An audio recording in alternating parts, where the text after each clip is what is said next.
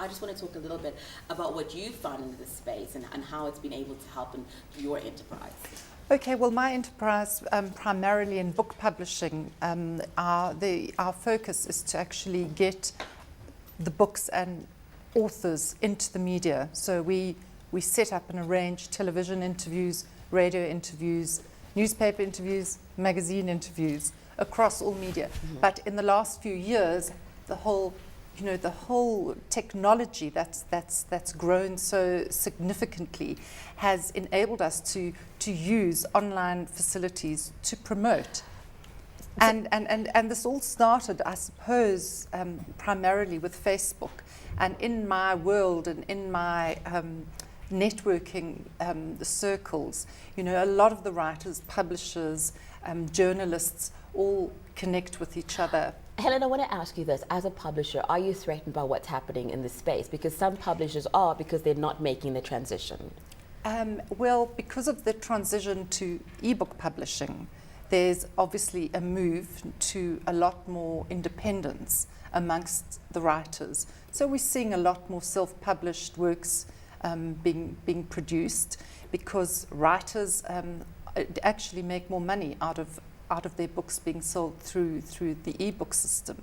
And yes, there is a threat to printed versions of books being published, but one should embrace it and actually see the possibilities of getting more sold in numbers in terms of e-publishing, as opposed to print publishing all by itself. Now, one of the things that has come from this in terms of just opportunity of this space is food cops. That's correct. I would like you to tell us quickly. Okay, the food cops is an initiative that Callan and I started towards the end of last year, and it was a Facebook-driven business.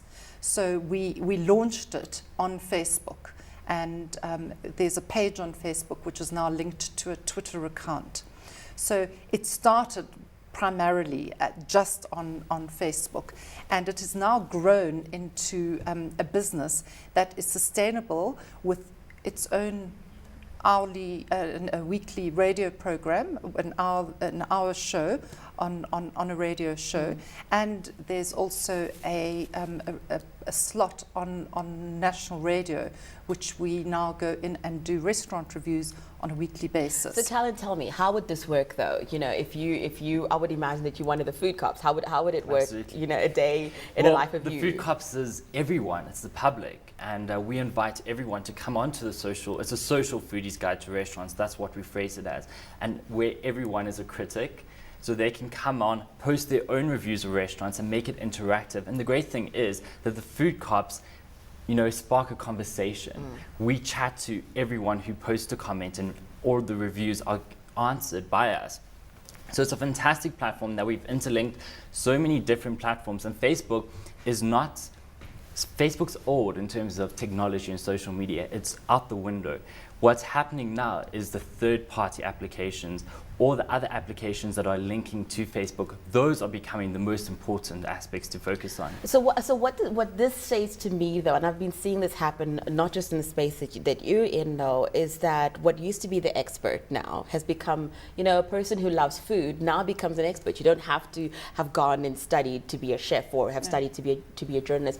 Are you finding this though, that your consumers are coming on board because this is something that they love and this is something that's relevant to them? Absolutely. The whole concept is driven around about the public giving their own views and opinions of it, and that's what we invite. So come onto our page, the Food Cops page. We also have a website you can go check out, thefoodcops.co.za.